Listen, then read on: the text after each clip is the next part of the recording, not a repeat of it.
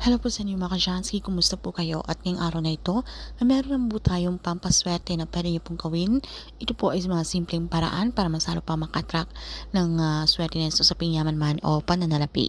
So bago po ang lahat, inais ko lang pong ipromote sa inyo mga ka-Jansky para po sa mga gusto ng mga pampaswerte sa inyong mga negosyo, sa inyong mga trabaho, sa inyong mga career, o kung kayo po ay mahilig maglaro ng anumang uri ng sugal, meron po tayong pampaswerte dyan. Para po sa mga interesado ay mag-PM lamang po kayo sa akin. Pwede niyo po akong i-message sa aking Facebook page, Janice Kristen Vlogs. So anyway mga ka-Jansky, para matanggal po ang mga kamalasan na yan, lalo po sa usaping pananalapi, nakabigat po ng daloy ng pananalapi o kaperahan sa inyong buhay, kayo po ay maraming utang, kayo po ay baon sa utang, kahit naman po kayo ang taong hindi po pala utang. Pero dahil po sa mga pangyayari na meron po mga nagkakasakit sa pamilya at tila po na hindi po sapat yung ating kinikita o yung ating ipon, kasi sunod-sunod po ang mga problemang dumarating sa atin. So tayo po ay talagang minsan na gusto natin sumuko sa buhay. So kung alam niyo pong deserve niyo po ang bagay na inyong hinihiling kay universe, kaya naman po ay hindi tamad, tila kay ilap lamang po ng swerte o kayo po ay kinakapitan ng kamalasan. Pwede niyo pong gawin ang simpleng paraan na ito po ay makakatulong para makontra po kung ano man po yung mga hadlang na yan sa inyong pamumuhay na siya pong nagiging dahilan ng maraming mga problemang sunod-sunod na dumarating sa inyo. Marami pong mga negative energy sa paligid. At hindi rin po natin maiiwasan yung mga evil eye na yan, mga inggit, okay, yung mga bad intention ng ibang tao sa inyo na nakikitaan po nila ang inyong potensyal, sila po ay naiinggit. So, hindi po natin alam na pwede po nilang gawin yan, okay, yung mga black magic. So, gawin nyo lamang po ito sa isang basong tubig. So, kinakailangan na babasagin. Clear po yung ating gagamitin na baso, hindi po pwedeng plastic. And then, 3 butil ng bawang mga ka-Jansky. So, 3 butil ng bawang, balatan nyo lamang po ito. And then, pwede nyo po ito ilagay sa ating basong may tubig at isang kurot ng asin. Ito pong ating napakasimpleng paraan. Ito po ay makakatulong para makontra po yung mga hadlang na yan sa ating mga gustong i-manifest, okay? So, mga gusto nating makamit. So, pwede nyo po itong gawin mga ka-Jansky between 6 to 8 a.m.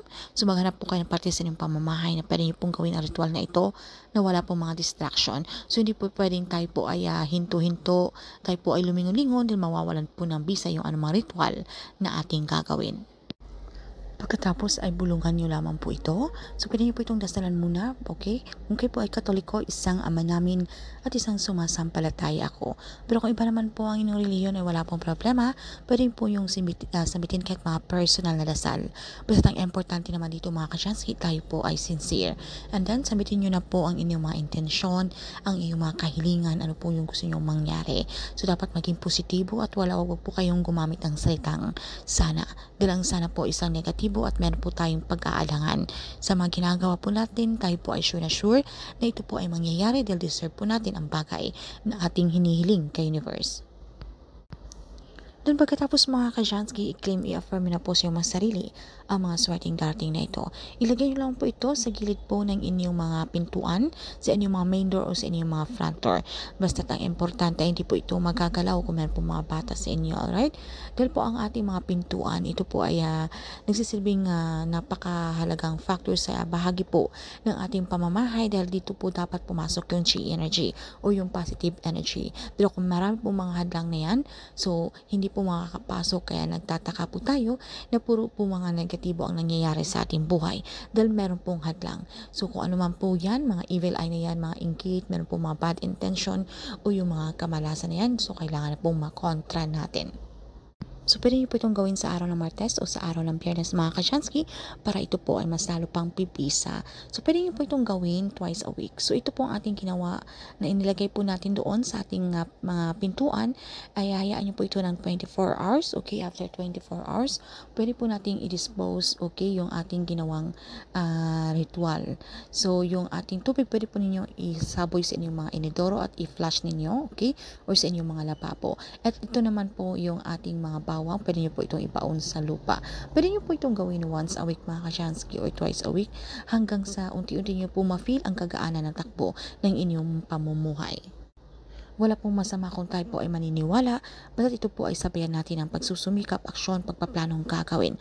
Huwag po tayong tumigil sa ating mga ginagawa, kung paano pa po tayo mas lalong maging produktibo at huwag po tayong maging tamad at aasan na lamang mag-aantay po tayo sa grasyang ibibigay ni universe. So kinakailangan na tayo pa rin po ay magsumikap at ito pong ating ginagawang pampaswerte na ito po ay ginagawa natin na iparating natin kay universe na tayo po ay ready na maka-receive ng blessings na yan dahil deserve po natin yan. Kaya huwag kang sumuko sa buhay mga kasyansky, huwag kang mawawala ng pag-asa.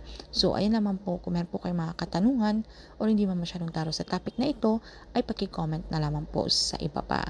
So maraming salamat. See you again on our next one. So inuulit ko po, para po sa mga gustong umorder, pwede po ninyo akong i-PM.